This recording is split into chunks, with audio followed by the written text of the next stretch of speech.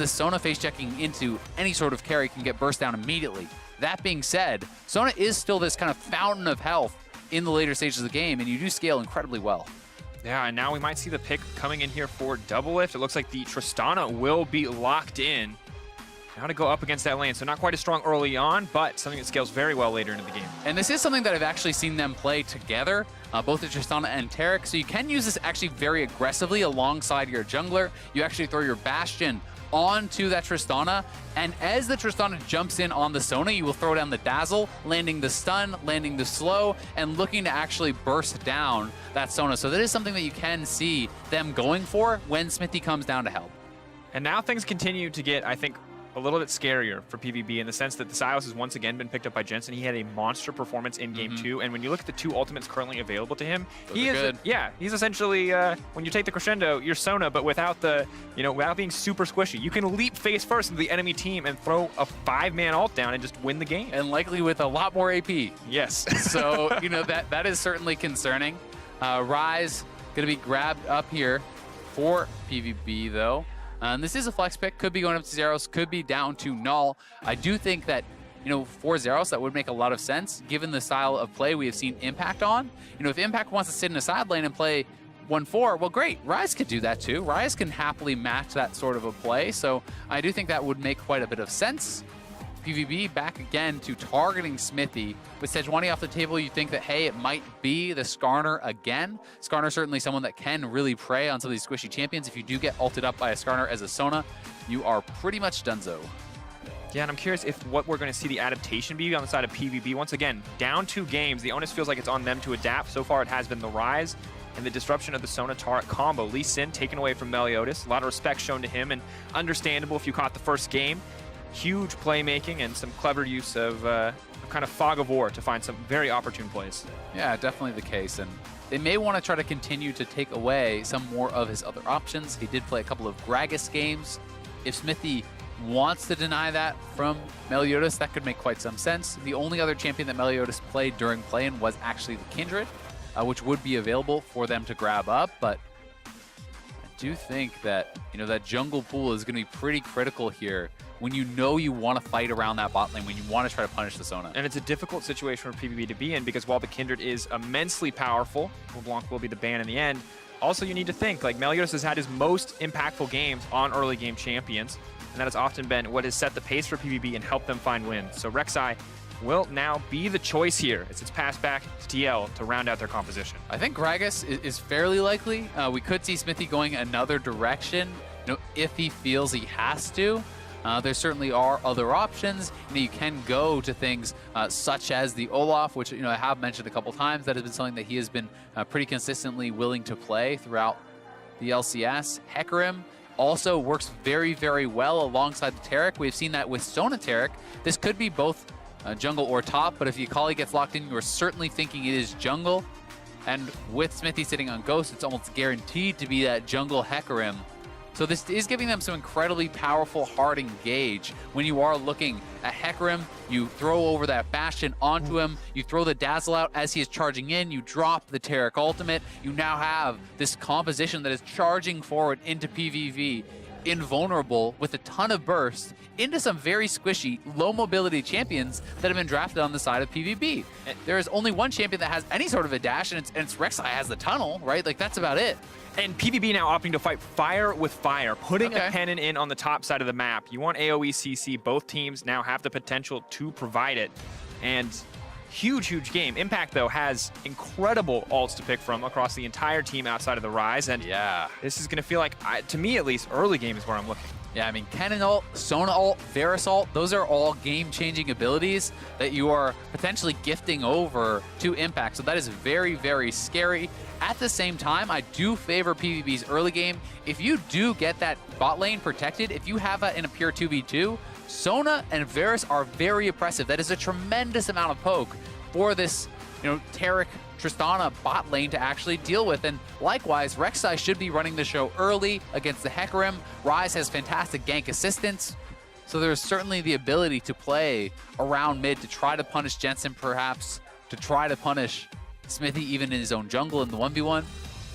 And this so far in this series, when we first came into the day, we thought all eyes would be on top lane. It was Impact versus Zeros. That's where we thought the PVB might be able to find an advantage. Impact has been stalwart. He has been unshaken. This man will not be stopped on the top side, even losing in CS in some matchups, still able to impact the game. So will PVB change up their strategy, or will Zeros once again be the benefactor of so much attention on the top side of the map? A lot of avenues for both teams to attack here, but pressure is on for Phong Buffalo. They have the early game jungler, and they are on the cusp of being knocked down to round 3 tomorrow. And for them, you have to feel like if they cannot get anything going, if they cannot protect this Sona in those early stages, then the ability to snowball the game, the ability to hard engage around neutral objectives for TL is very, very high with Hecarim in addition to that Taric. And of course, once again, as we get into what very well could be the final game, TL 2 points up. Pallet, incredibly squishy. He has been an all-star for this team. Gallia performance in game 1 looking really good. This is the first time we're seeing him on a less tanky option. And you have to wonder, if we get late enough, is he just going to get deleted at the start of every fight, or can he find a way to impact these fights safely from a distance? And you've also got to be so curious, how prepared were they to actually play out this style of game? So Impact is actually leveled as E. Doublelift is trying to bait someone over here potentially to try to get the Abscond Abduct onto him, but they're not going to be able to do it. And you know, how many times have they actually practiced Sona support bot lanes, you know, as an answer to the Taric? Because I have not really seen a lot of people willing to kind of handshake that. You know, generally people say if you give up the Taric, well then you have to give up the Sona because the Sona is too risky by herself. And if we exist in a pure 2v2 on the bottom side, Sona is miserable to play against. We've all had it in solo queue, but second a jungler gets added to the mix, the 3v3 is just not favored. Sona's so incredibly squishy, and you can see not going for Ignite, not going for anything aggressive, has the exhaust, has a defensive option, matched as well by Core JJ. And once again, we will, I think, have a game where they are going to opt to leash. They're trying to give Smithy a super leash here. Looks like they will be starting the red buff as well as the Raptors here. Keeping both going, just trying to funnel XP into Smithy. Although he's going to get the reset on the camp. That's tragic. So I think this actually may have been somewhat planned to try to get the little Raptor at the same time. I'm not quite certain, but perhaps this is something where he's not fully going to clear out that second camp. And because he actually has the Hunter's Talisman, he has the AoE lifesteal applied to all those little Raptors. So despite the fact that it resets, it's still actually much faster than had he done red into Raptors. So I still think this is, you know, fairly successful. I'm not certain if you could have done it without it leashing at all, but that was a very quick level 2. And it does look like he's kind of off to the races already. Now going to be able to get the bot side Scuttle Crab. Rek'Sai taking a very defensive path on the top side, going for the fast level 3, and Hecarim poised to isolate the bottom side of the map if he wants to push in and take away some of these jungle camps, and that's going to be very difficult for PvP. We've already talked about how vulnerable this Sona can be, especially when jungle attention is on the table. Yeah, it definitely is the case, but Smithy will have to be careful about actually running into the Rek'Sai, and he's going to look mid. Point click snare has already been used. Red buff ticking, almost like we're going to have to flash to safety, but Meliodas is here, and they're giving him that respect. Yeah, and I think without him at level 3, you know, he wanted to be careful anyway, but look at that leap in. That is the combo I was talking about. You use the Bastion Dazzle, you jump on the Sona's head, and Flash is used immediately. Pallet's got to be careful. Taking a lot of damage here. Dazzle will be up shortly, and Doublelift and Core JJ now in total control of the lane. Pallet was going to have to play so far back just to survive without the flash. Now, the other nice thing about that little gank for Smithy is not only does it get some pressure, you know, removed, but he actually does leech experience for level 3. He's got to be careful here against Meliodas, though. Out, knocking back Meliodas. They're fighting on top of the blue buff. Good damage is going to come in, but he manages to get the smite. Conqueror has now been proc. Jensen going over the wall. Meliodas flash out. No, they're trying to find the kill onto Smithy. Meliodas is going to be in trouble. Moving in. Impact, though, coming down. First blood now trading 1-for-1. Kennen is here as well, but is not going to have enough immediate burst damage to stop this from going down. Jensen now going to go and has the red buff extended. Double kill for Jensen. Double kill for the Akali in the mid lane. Oh, that goes so well for Team Liquid. They are first to collapse. 2 kills on the Akali and the double buffs to boot for Jensen is massive against this Ryze. Smithy playing that very well to actually delay with the Ghost. Look at him actually kiting around, avoiding Meliodas, then goes back in, is able to land the smite, secure the blue buff, get the heal off of that, and then Jensen flashing over, you know, pushing Null back a little bit here, trying to block for him. Impact comes down with the flash, Abscond, Abduct. They're able to knock down Null here as well. He waits till the passive shield expires, then goes back in with the Shuriken flip there to pick up another kill.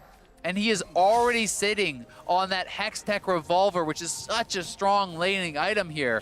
Jensen off to a fantastic start. And normally Null might have hoped to threaten him, but the closer he gets to that Hex Tech Gunblade, the harder it's going to get. Now you can see with the double buffs, feeling so confident just to step forward here.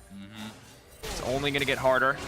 And once again, our attention has to shift to the bottom lane, ready at a moment's notice for anything to go down. Still a flashless Sona. She has the exhaust, but Xmithie trying to make an impact into the mid lane. Null going to be knocked back. Jensen with the red buff needs a chance to apply it. Will not get it yet. Good bit of damage, though.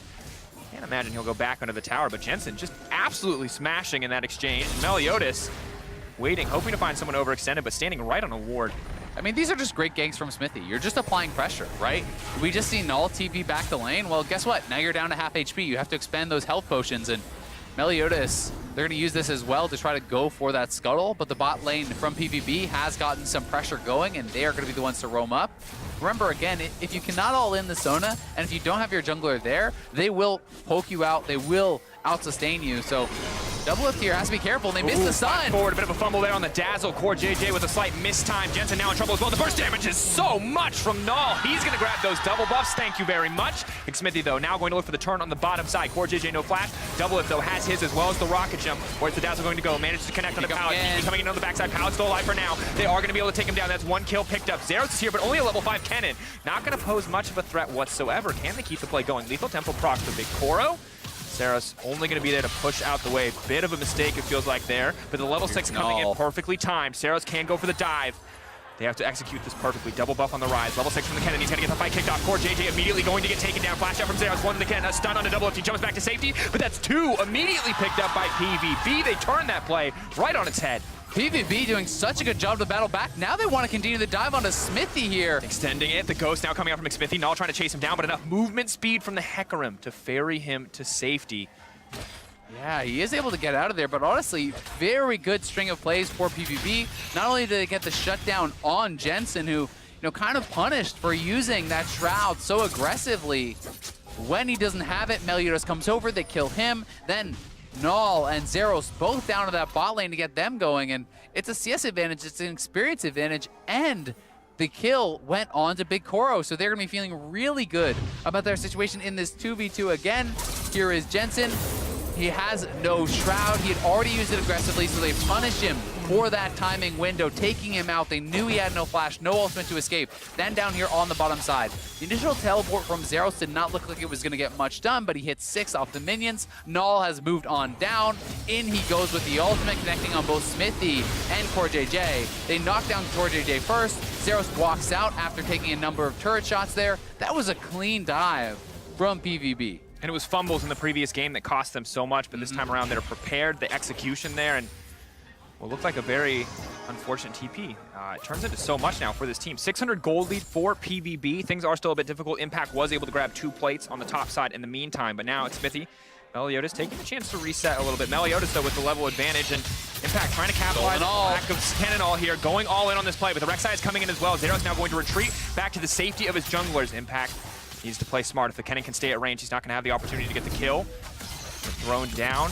Lot of C and sustain here on the Silas. The play continues forward, and Impact will just be able to back away. Yeah, Impact drawing that pressure up there is able to calmly walk it out, and at the same time, they will grab the Ocean Dragon. So very well played there by Impact. Likely could have had the kill had Meliodas not made the move up. Zeros does now have his flash, or sorry, rather his ultimate doesn't have his flash, and the flash was not available for Meliodas either, so he could not get the kill on his own. This certainly is going to help out TL quite a bit to grab that Ocean Dragon, but Pallet has his flashback, so Sona's going to be harder to target, and it is now level 6 on the Varus, so when you have 6 on Varus and Sona, that is a very strong all-in potentially. You can crowd control up Double Lift or Core JJ and potentially burst them down before Tarek actually hits 6 himself. Yeah, see where the Cosmic Radiance can keep them alive. Pallet getting level 6 as well will be important, but Meliodas making its way to the bottom side of the map. Rek'Sai, the execution potential. If a fight gets kicked off by that Varus ultimate is going to be massive. Yeah, it would be really big, and kind of sneaking his way down around here. But Impact is punishing Zeros pretty heavily for that TP. So remember, Zeros TP'd bottom lane, and that whole time, Impact's just working away on the turret. So despite the fact that he did get a kill off of it, he's actually down in gold in that 1v1 because he has lost 4 turret plates. So Meliodas now here around the mid lane. Jensen likely has Shroud available. Yes, he does, as you can see in the bottom left of your screen. So you can't really go for that gank very effectively unless the Shroud is down. And in the meantime, Smithy just power farming. You know, he is trying to get levels, trying to get experience on this Hecarim, and that is going to set him up for success later on. Still willing to give us blue buff, the energy regen over to Jensen, though. Team player, Smithy to the end. Yeah, and I mean, Jensen has had an incredible series, right? He's been monstrous in both the 2 games. He does have 2 early kills, so despite the mistake allowing a shutdown, he's still in a great position, and you want to try to enable him to threaten an all-in here against Null. Null grabbing the blue buff too, so I think the mid lane is set for a decent amount of action, but Smithy now trying to find a gank on the top side. Will at least clear out this control ward. Offer a bit of support for impact, as Zeros is still able to just harass so much with this cannon on the top side of the map, though. Yeah, and playing Klepto, you know, has kind of kept gold pretty close, despite losing all those turret plates, and now Meliodas looking for Smithy. Showing Smite traded back and forth. Ulti's coming in. Rek'Sai ulti comes out, but now he can respond in kind. Impact can use his. Meliodas not so incredibly low. Goes under, comes up, but Meliodas still alive. The whole team is now in the middle of the play. Jensen gonna grab 1 kill. Smithy caught between Null and Zeros, though. Smithy's dodging in a lot. So much has been dodged out, as said. Now Null backing off. Jensen going to try to find the kill here. So much burst damage coming in from McCall. Not able to proc the passive quite yet. Needs to step back if he wants to get it. Will they continue the play? Zeros alive and well, but Impact once the Kingslayer comes back up. Not gonna get the chance. Just enough damage. Jensen, will he go back into play? He's gonna go for it, tries to find it, goes golden. Zeros is going to need to back off. They need to time everything perfectly. Jensen now in trouble. Null stepping forward, but the side steps are there. Shroud, not enough. Null finds him invisible, and will grab the kill. Yeah, Jensen getting greedy there, trying to go back in, just barely not able to take down Zeros, and does get punished. His Shroud came back up, but Null nails him with that Q. And here's the play again. Smithy down a level. You're not going to win this duel against the Rek'Sai, but he has the earlier roam here for Impact. But Meliodas does a good job buying a lot of time. He goes in the ultimate to avoid a lot of the early damage, then healing up some with his passive. They do fly forward and actually burst him out, but that's the ultimate now down from Jensen. Smithy dodging out a lot of those Qs from Ryze, doing a good job avoiding some of that damage, makes this very close, but the passive shielding from Null was so huge, and Zeros ahead in health there means that they're not quite able to finish this off. Jensen now waiting for the Shroud cooldown. That is why he delayed so long. In with the Q, barely not able to kill the cannon off. Then Shroud comes back up, but he does get finished off, and PVB coming out very ahead. Ooh, Impact next on the menu, but the Shuriken not able to connect, cannot find the stun, and Impact able to walk away. Zeros burning his flash for nothing there. Now they have to be careful. A lot of damage coming in from Jensen. The TP back out to safety, but the Agro Sun is there. He's going to need to find the 2v1. Big Core now in trouble as well. Double going in for the kill. Going to look for the reset. Gets it on the rocket jump. Pallet next on the list if they try to dive the Sona. No ultimate available, but the flash is there for Pallet. Goes golden, buys a bit of time as Double is forced to retreat. Smithy going to grab that one as well. Blood across the map, but everything going in favor of Team Liquid. Yeah, it all just kind of fell apart there for PVB. They had made so many great plays for themselves. Despite the fact that Jensen started out with 2 early kills, they had to really shut him down. Null had picked up 5 straight kills. Now their bot lane gets dove, dies, they're losing the plates. Jensen gets 2 more kills. They lose nothing across the map. And TL just got so much in this last minute of the game. So here it is one more time. Impact finding Meliodas over by that. Steals the cannon ultimate, getting so much damage down, delaying a lot of time as well. He just straight up 1v2 kills Meliodas, bursting him down with the cannon's own ult, then using the Kingslayer to finish it off, and now Null trying to make the roam up. But Impact just gets out of there. The Q didn't miss from Zeros. He retreats. Jensen moves down. Null TPing in the face of an Akali. Come on, you know he has a stun, and Jensen's able to easily execute on that. Impact healing up, dodging out. And Jensen gets that one, and now it's another fight. Comes out, but they've been locked in the pit. Impact has a Sona ult of his own. He can jump right in the middle and throw it down onto the team. Double up here to fire to rain hell from the backside, but Jensen is zoning off the 2 solo laners by himself. TL pushing the entire team out of the pit. Yeah, and this one is just going all wrong for PVB now. With this sort of lead, you have to think this is the game where TL can close out this series. PVB is going to need some monstrous playmaking to get back into this one, because when you fall behind, it's so easy to execute the all-in from the side of Team Liquid. Hecarim ult, Taric ult, everyone diving forward. So many squishy immobile targets to pick from. And TL is massively ahead in the goal at this point of the game. We're not even at 14 minutes. The plates are just now falling, and they are 3.5k ahead. And Jensen now fearlessly entering the play. They know that the sun's already been burned. Null is going to be able to walk away. Jensen, though, taking a step back, using the second proc of the ultimate to make it out. Null has to be scared. The strongest individual member of his team, most certainly, but Jensen completely unafraid in that mid lane matchup. Yeah, I mean, he has 5 kills of his own, so he's looking good in that 1v1, despite the fact that Null is doing very well, and Pala has got to be so careful. Doublelift just went back to base, spent up. He's on 1.5 items, IE plus the Zeal and Zerkers means he can knock down a lot of these squishy members in a couple autos. There's not really any tanky stats whatsoever that are being purchased up by them. This is a Warrior Rek'Sai. Everyone is full on squishy. As long as Impact and Smithy can create kind of this zone of threat alongside Jensen in a Shroud, it's so hard for PVB to move forward. And if Double is freeze firing on any of them, they're going to die so fast. Smithy pushing into the enemy jungle, now threatening as well. And the thing that you don't even mention there that's so important is, well, Impact's about to try to solo kill Meliodas. We'll throw down the ultimate. Immediately the Cannon ult is going to respond, though. Impact has probably overstayed his welcome here. Is just going to be the 1-for-1 on the ult trade. Meliodas set to give his life now as another kill gets traded back. Or just a 1-for-1 in the end. Yeah, not too bad. I would say, it's probably worth it with the Dragon up, because it now means that PvP can actually challenge for that Dragon, because not only did he kill off the jungler, he got the ult out of Zeros. So you cannot take a 4v4 team fight when your Kennen has no ultimate. This means you're going to cede not only the Dragon, you're going to give up the turret. You have Jensen pushing on that top side of the map, and it's all just falling apart now for PvB.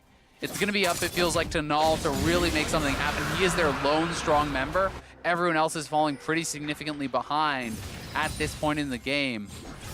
And really at this stage, with this much of a lead, it feels so incredibly difficult for PvP to come back. And I think the one thing that we didn't get a chance to talk about when you're breaking down how far this team is ahead is that the Tara call wasn't even factored in there yet. So even if TL are starting a fight, they are most likely starting it with that Tower ult to support, and it's almost impossible for Rek'Sai, as you said, who's all burst damage, to get anything done in that 2.5 seconds. Yeah, you're going to have to hope that you can catch TL split up. If you can catch someone out with a CC, maybe an engage with a Varus ultimate or something along those lines. If you can burst them down before they actually get over to the rest of their team, that would be great. But it is going to be very difficult if you cannot get the forward vision to actually set up those sorts of picks. In a straight up front to back 5v5, both teams see each other and run at each other. TL is going to win, 9 times out of 10. So for PvB, they have to kind of change the paradigm a little bit here, be able to look for these plays that TL are not expecting, be able to come at them from multiple angles, and look for picks in the side lane just like this, which is, I think a smart way to try to attack them. But unless Jensen expends the Shroud for trading, it's so hard to take him down. Yeah, the Shroud as well as the ultimate. There's a lot of good chains you see between the Rise and the Rek'Sai, but Jensen with so much mobility as well as the stealth feels.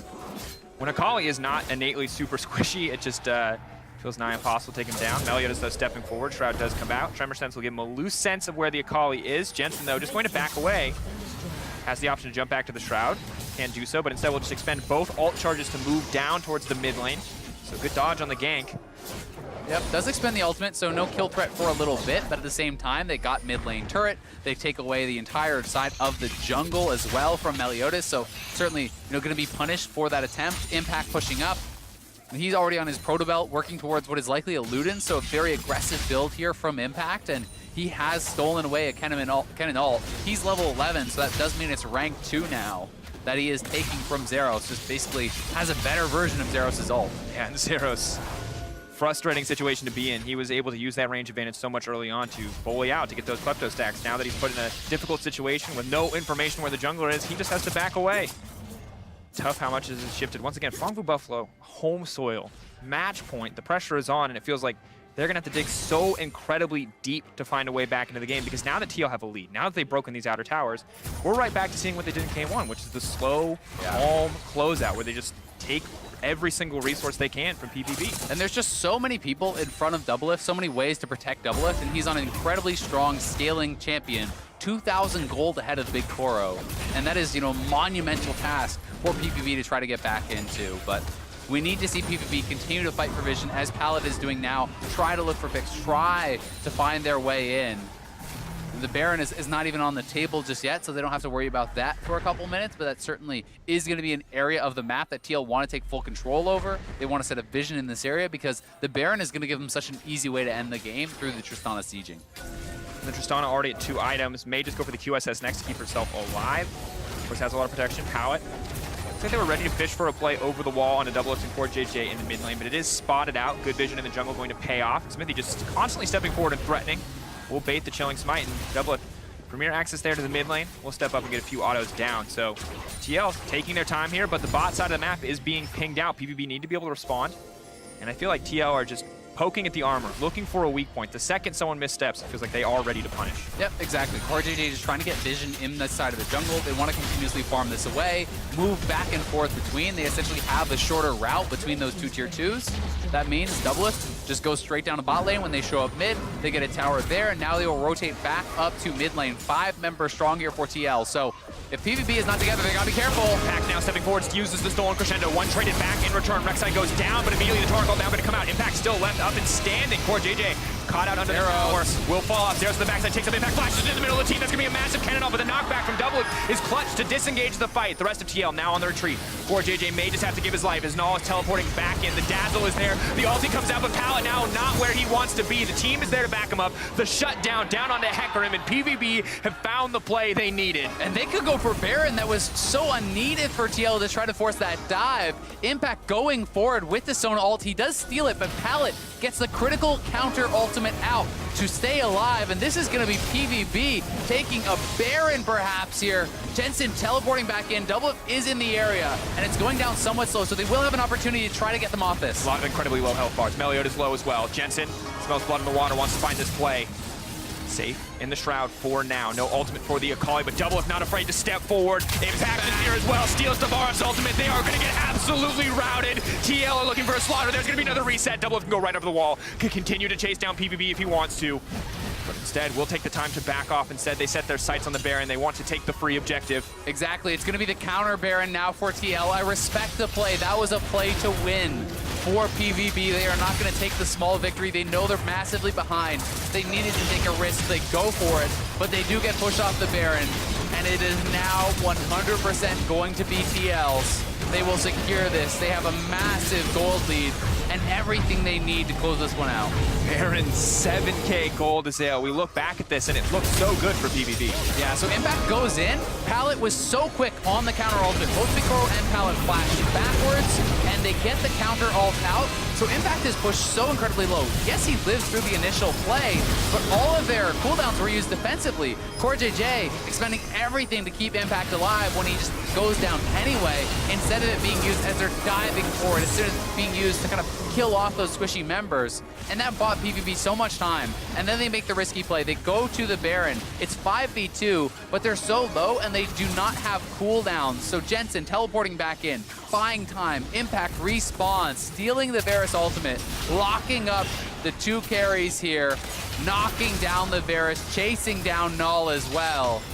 Very well played and making up for somewhat of his earlier mistake, but definitely could have cost them heavily had they lost that Baron. Could have, but instead things turn once again to be even greater in their favor. 2 minutes and 30 seconds. That is the storm that Phong Group Buffalo are going to have to weather. And even after that, Azale, massive, massive gold lead in favor of Team Liquid. Yeah, it's a huge gold lead at this point of the game. 7K ahead. You can see stopwatches in the inventory of Impact and Smithy trying to prevent any potential comeback. QSS ready for Doublelift as well. Varus ultimate going to get dropped there, but it's for nothing. And meanwhile, Jensen is working away at this turret. It's going to be so hard for them to stop this siege. And Jensen also going to be able to burn the Banshee's Veil there. I don't think they're going to push for anything other than the tower in that exchange, but you check the items, you talk about the stopwatches, but also the Warrior Trinity Force Hecarim. Like Smithy, now a very lethal threat to everyone on that backline. You've got the Silas as well, you've got the Akali, you've got even Doublelift who's far enough ahead to leap in aggressively, and it feels like that backline is not safe. And there's not really a front line. Pretty much everyone is a backline. It's all these squishy members, and that's why it's about catching someone, bursting them down. But they don't have the Varus ultimate. They do have the Sona ultimate as well as that from the Kennen, but they don't have flashes on any of their members right now, so it's hard to see how they could get back to Doublelift, who does have both his ult and flash. He did expend the QSS on the Varus ultimate earlier, but still going to be very tough to get back to that Tristana, and without being able to do so, it's tough to see how they win an extended fight. And for Big Koro, impressed that he feels even comfortable approaching that tower. Zeros continuing to struggle. Impact has now stolen the Kennen ult as well, so the dive threat is real. Banshees is there for Zeros, but there is no stopwatch. Yeah, and you know, without a stopwatch, you certainly can be turned on and focused down. You do take a lot of damage, and there's so much burst on the side of TL. I think for PVB, they really want to wait for flashes. It feels like for them to win a fight, you have to hope that you can find some sort of a flanking ward, that you can find some sort of a way into that back line. And Smithy just threatening there with the devastating charge, trying to lay down a bit of damage with that Sheen-empowered auto onto the tower. But TL struggling really to break down. Tristana really their only strong source of sieging, lacking a really strong front line themselves as well. Yeah, they definitely are, but at the same time, these turrets are all getting whittled away on. They are farming out the entire PVB jungle. You can see that the gold lead is just extending during this. They are now almost 10,000 gold ahead, and they are threatening on that bottom side. Arrows now trying to turn it back. Tark just now getting the chance to ultimate. Will they kill Core JJ before it comes down? No, he's still alive. Impact on the front line, buying time for Double to back off. Smithy ready to go in. Jensen now running back to the mid lane. Gonna may try to get more damage down onto the tower. Arrow comes out, but not a lot of damage. PVB holding on, but forced to use that cannon ulti. TL may just try to rinse and repeat here. Only level 14 for Silas, but he can steal another ulti soon. Yeah, the three-man squad gonna back off. They will retreat likely to this dragon, so PVB do weather the storm. They keep their inhibitors alive. These inhibitor towers are very, very low for them, but they're not gonna get cracked. They are still, though, falling more and more behind as far as the gold goes, and TL gonna grab a second ocean, which can help in those protracted siege situations. And just only gets harder for PVB, right? The gold lead continuing to extend. Yes, they can still hope for that dream fight, but Tark going to be able to go back by a redemption. Does not have exhaust, but still has the Flash will have the Cosmic Radiance soon. And honestly, you know, for TL, this is about more than just this series. This whole tournament for them is kind of about redemption, trying to get some redemption for last year and their performance at MSI, where they did fall short in the tiebreaker against Fnatic, where there was turmoil amongst the team with Ole stepping down and feeling like, hey, they're underperforming, they're not able to match the expectations. TL has been retooled, rebuilt with international success as their goal. They have brought in Core JJ, they have brought in Jensen, and they are trying to work towards that. A 3-0 here would be the first step towards redeeming themselves for last year, towards performing better at an international tournament. And for Doublelift, trying to make it out of groups for the first time, he has been unable to do so despite having so much regional success. And Doublelift has been very candid about his goal to find international success, but for now, Jensen is going to be in trouble, does go golden, nullifies some of those ultimates there, and we'll just be able to back out. Jensen, I think, just fishing for the play, and Impact in the meantime is going to be able to break down this tower and fish for an inhibitor as well. So TL just putting down a bit of pressure as they set up for this Baron. PVB may have one final fight on their hands. Null now trying to find the option to go in. Impact needs to be careful here. The flash out. Sconn will be available shortly. Can dash again to try to get to safety. And Team Liquid will now take that as an opportunity to push out the mid lane and pressure out on this Baron. Yeah, nice little roam from Null to the side lane. Does trade his ultimate for a flash, but Impact showing a lot of respect there. Does not want to get caught off before the Baron does spawn. Even more pressure being put, though, in this side lane, and he will reset, regroup with the team. Now has a full Zhonya's. A lot of these guys sitting on 3+ items. All the PVB are here, however. Smithy's going to be able to walk away quite easily. Jensen, though, has to burn the flash to get to safety. Impact still coming in, has the TP. If they want to push for a greater play, that bottom lane inhibitor open right now. Yeah, this marksman difference is just so enormous at this point in the game, though. You can look at the itemization, 2.5 items there for Big Koro. Doublelift, a full item really ahead. He's up over 4,000 gold and is going to put out so much more damage than his opponent. The turn off of Baron could be very strong here for TL if they can coordinate on it. Jensen is laying in wait. He wants to look for a flank. Trying to find the option. Smithy going to open up with the ult. Meliodas goes golden, but the whole team is there to punish. For now, they are just backing off, taking away the Banshee's Veil, playing it slow, stealing the cannon ult away, level 15 on Impact. And that is both the flash off Pallet and Null. So that is how they avoided that Smithy ult, but now they still have the threat of TL onto this Baron, and Jensen still threatening to turn and fight. Taric ultimate is still available here for TL, but Smithy is taking a lot of damage on the Baron, so they have to be somewhat careful about that. Now backing off, Core JJ with a decent amount of healing, but would have to step into the pit to heal it up, but immediately Impact jumps in, out comes the stolen Cannonball ultimate, and Pallet will drop. Very well could be the final fight. Abscond, Abduct not going to connect. Whole team healing up as they push forward. The Shroud comes in as well. Jensen going to leap forward. They're going to try to take down Null. Doublelift as well. Zeros is ulting, but not on the members he needs to hit. They've gotten golden. The Cosmic Radiance is everything that they needed. Big Koro knockback. Doublelift continue to clean up. Him and Jensen running through the enemy team. One more reset on the jump. Doublelift wants the triple. He's pushing in for a little bit more impact here as well. Team Liquid in one final explosive fight may have just won the series. Yeah, it looks like they've done it here. They're going to close this one out 3-0 over PVB. fighting valiantly around that Baron, but TL too many ways in for the engage. They run out of summoners, and TL finds their fight and will take the series. Zos coming out, focusing on the Nexus. TL dominate PVB on home soil, and they will qualify for the MSI main stage. Definitely a very exciting series, but Team Liquid certainly in control throughout this one. Extremely dominant final game. PVB had a small glimpse of hope there where they could have perhaps gotten the Baron, but they are pushed off, and that really was, it felt like their final chance in this series, as Team Liquid had answers for what PVB were trying to do at every turn. They were playing the map better. They were laning even, very, very well. And it's tough for PVB, but they need to keep their heads high and focus on the fact that there is one more best of 5 for them to get into groups. And I think when you look back on this for all of TL, this is a good sign for the LCS fans out there to dominate 3-0 in this fashion, to look good. After game 1, when there were maybe a few question marks, to close so confidently as a team, fans going up for the high fives, and can't blame them. You brought up Doublelift earlier. It's a career, covered in domestic success, but has never been able to find it on an international stage. Now with Jensen, now with Core JJ, a guy that the team has called, their anchor, their rock. They're looking very good, especially up against PVB. Yeah, they definitely are. And I think for Team Liquid, it's been kind of, and for Doublelift, a build towards that international success. I do think that last year, despite his team's failings, I think he had his best international showings at MSI and Worlds. Individually, he looked very strong. They have rebuilt this team, and they're trying to go far in this tournament. We'll see if they're going to be able to do it, but they have made groups so far. Yeah, qualified to the main stage. Well, to hear how Team Liquid earned their spot in group, let's send it back to the State Farm analyst desk. Thank you, Dracos. Team Liquid in 3-0 fashion will head back to the MSI group stages looking for redemption after last year's showing. But let's talk about that 3-0. It was predicted, and they were very much considered to be favorites in this matchup against PVB. This third game was all over the place. Yeah, I mean, you can kind of see it coming. You have a Tarek Sona getting split up, which is already a little weird. Then you have Akali Silas on the same team. You're like, this will probably turn into a pretty scrappy game. Yeah, it was very skirmish heavy. I do want to say that I'm happy to see the Akali come out. One of the concerns that I had for TL coming into this tournament was their ability to flex picks like the Akali and the Aurelia through multiple positions, Jace as well. And so to see Jensen have the confidence to grab the Akali and then very early on start picking up some kills, I was like, okay, it's clear that TL, they've shifted their dynamic. They're here to play. They know what the other top teams at this tournament are going to be bringing to draft. And we were talking a little bit about how a lot of these other top teams are more top lane focused, and I think, Impact could have been targeted more in terms of junglers going up, but in the 1v1s he did pretty well most of the time, and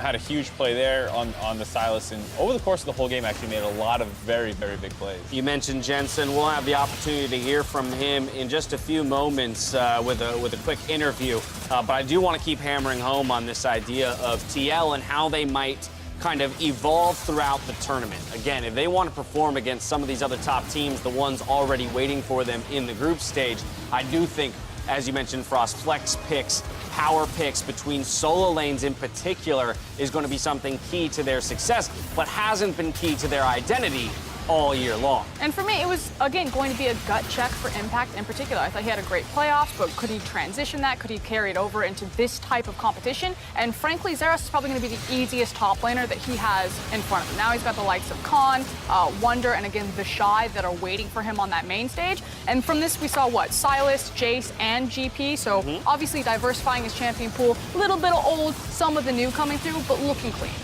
Yeah, and I think overall, Team Liquid, you can say, they have adapted to the meta that we've seen so far, at least. They seem to be playing the same meta as everyone else.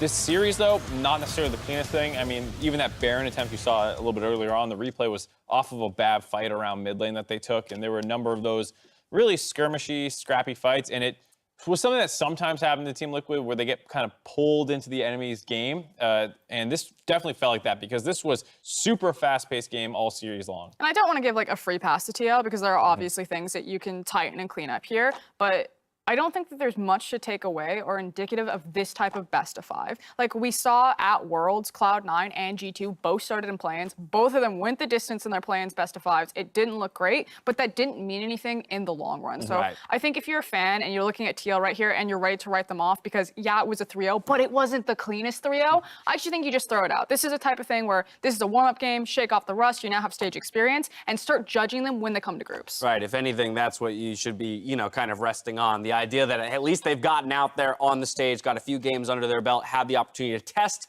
some of those things that they've clearly been working on behind the scenes. We talk about Impact and his 3 unique champions across the 3 games in this series. In particular, this 3rd game here, he will pick up player of the game for his performance in this one.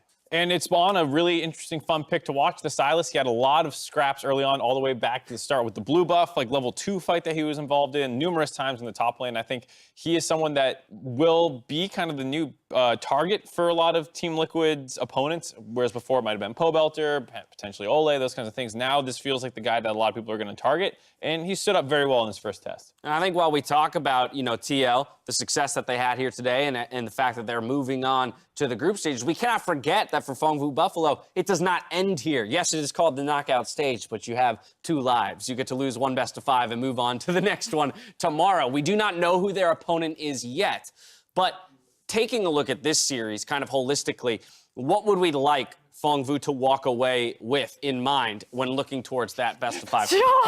I saw like the back raise, the recoil, like, don't all get right, me started. Let it loose, Frost. Do not betray Saros. Like, yeah, Saros hasn't had the best tournament. He hasn't been putting up those big scorelines, but if you watch what he's doing, how he's controlling the wave, when he's playing weak side, when he has strong side, when you're giving him resources, this guy is still incredible. And I just wish that Meliodas would give him the time of day. If you're going to have a carry-oriented matchup and a carry-oriented top laner, just start blitzing people with it.